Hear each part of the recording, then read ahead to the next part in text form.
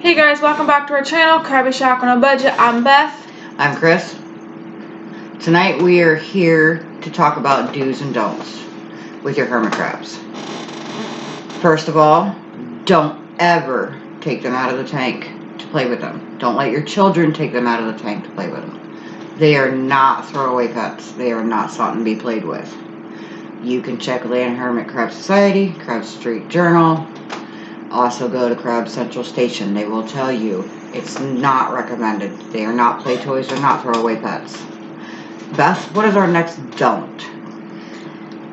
Our next don't would be painted shells are bad, so don't do painted shells.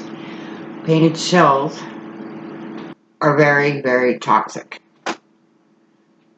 Hermit crabs are taken from the wild. Most of them. Basically all your hermit crabs, unless you adopt and Get a captive bred from Mary Acres. Everyone that's taken from the wild is taken and put through a drill press by a human, and they're cracked open out of their shells, then tossed in a bucket. Hundreds, thousands, billions of them each day are done like this. And they die in the process of it too. They are transported in burlap bags, on trucks, in facilities being held. You can find these videos online. Of no water, no food, no humidity, no anything. They put them in the burlap bags and they ship them to the pet stores. It's all basically pet store trade. So just the toxic shells are bad because after they crack them open with the drill press and they throw them in a bucket, they force them into these painted shells. And if they don't take a painted shell to survive, even live through it, they will manually force them in. So don't with the painted shells. They are very toxic. They will kill them. They don't deserve that. Ever. Our next don't is if you do go to a pet store and you purchase, don't keep the carrier. Don't let them live like that. They don't need it. You wouldn't want to be kept in a cardboard box. Don't. It's recommended a 20-gallon tank for 2 hermit crabs. And they can live together. They are very social animals. They are not, by any means, hermits. They're very social. So it's recommended if you do have one to basically get it a buddy. It's a recommended 20-gallon tank. You will find that after you do your substrate and everything, you're going to want bigger. Everybody wants bigger, but most of all, pet stores will just tell you the carriers will be fine, your crabs will live, they could live up to a year, which is wrong. They live up to 30 to 40 years. If you look it up on Land Hermit Crab Society or Crab Street Journal, or even go ask Crab Central Station, they will tell you about Mr. Jonathan Livingston.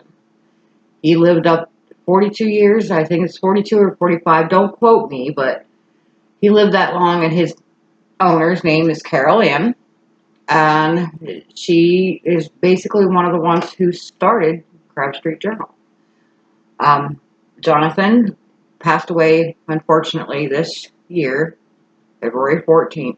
He was a big crab. After a successful molt. So, they can live quite some time. Now, our next don't is food. Health.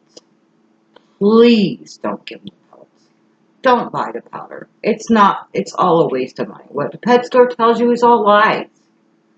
They can basically eat anything you eat, so long as it's a one ingredient thing. Basically your fruits, vegetables, nuts. They need 6 different categories. So let me see if I can get this right. Don't quote me. You can check these on your own. There is omega fats. Yep. Lipinoids. Yep. There's carbohydrates, carotenoids, calcium, and protein. And their diet is made up of 50% protein. Yeah, that's true. They desperately need that. If there is not enough protein in the tank, they could fight. They could possibly even kill each other or eat each other. you can do more research on that on through Lyco's Land Hermit Crab Society, Crab Street Journal. We've been through learning, so we're not perfect. So if you want to check out your own information, you can. Now, I don't know, like, what other don'ts we could give them. It's Another don't would be don't ever dig up a molten crab. when I'm digging up molten crab. We've heard this time and time again. People wanting to dig or wondering why they go under. Crabs always go under. They don't live on top. They do come out and gather. They're just basic little gatherings. They don't ever be seen in the daylight. Even in the wild, you don't rarely see them. They're always under. And you can tell if it's just going down under just to hang out or if it's actually molting.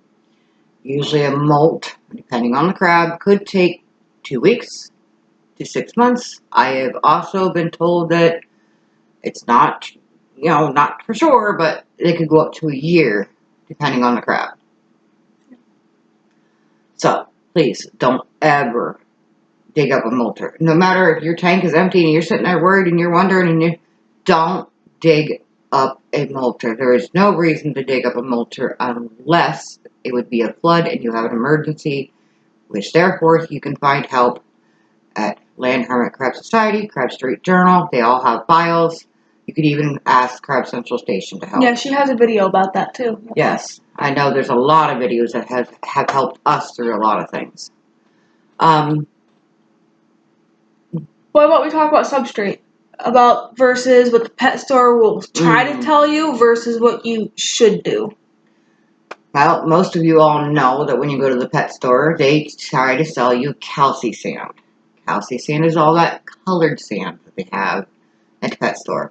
Here, or they're telling you you could buy those little colorful rocks you use for fish tanks. Yeah, it looks pretty, but it's not safe. It's not safe. It does not give them a chance to molt or anything. Even the calci sand, that binds just like your cement does. It binds in their shell. It can force them to stay, and they can die because their belly is soft from waist down. It just cakes them in there. It literally calcifies and acts like glue. So please don't use that. Use play sand. I'm sorry we get a little off track. Just trying to figure out if we've covered our basic don'ts or not. Let's just go on to what you can do. Yeah.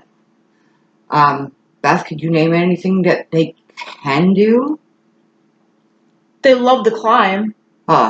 Climbing. Yep. You can forage with a safe forage list, which you can find at Crab Street Journal and through their files.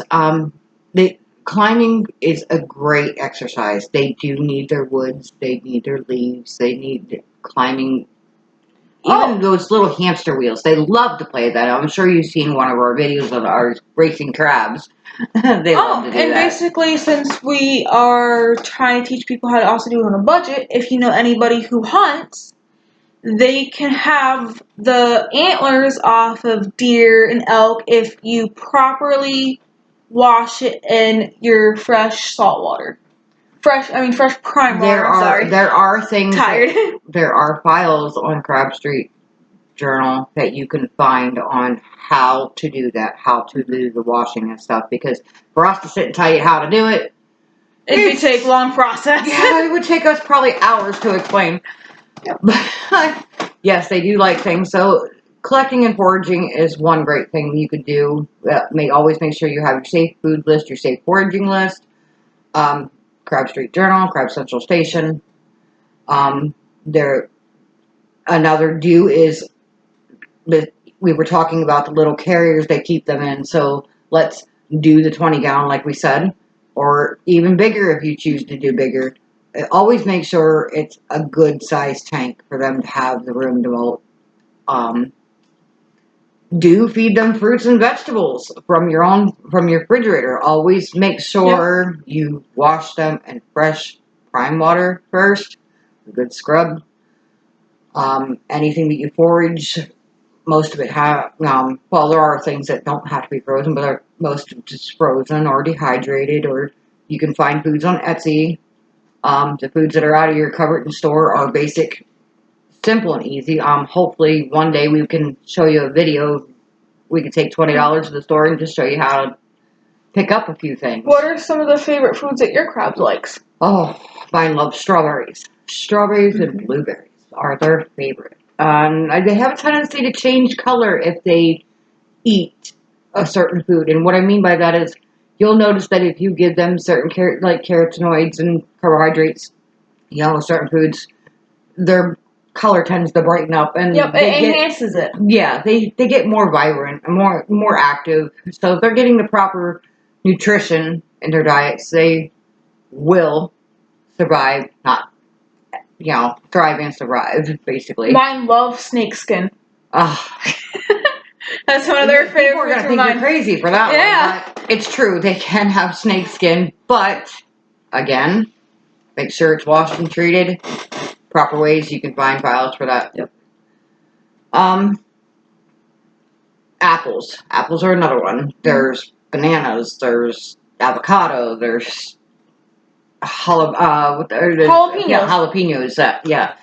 Basically, anything you have that you eat, they can eat as long as it's one ingredient. We don't want no seasonings, no salts, no preservatives, no pesticides, no nothing. Just one main ingredient, basic foods. The only seasonings they can have is paprika and the cayenne pepper.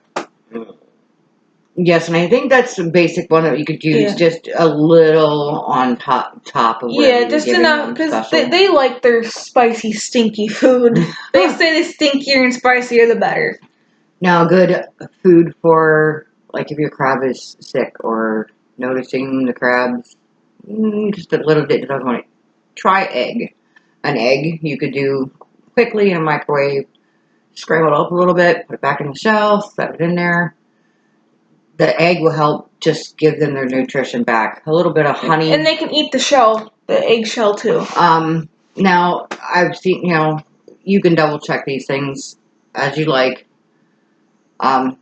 These are things that we've tried. They're things that we know about. Not everybody agrees, but like we said before, we follow Land Hermit Crab Society, Crab Street Journal, and Crab Central Station. And for the egg too, you can also put just a little drop of honey, but it has to be organic. Honey is a good healing food, and that's the one that some people have concerns with, but you could try it.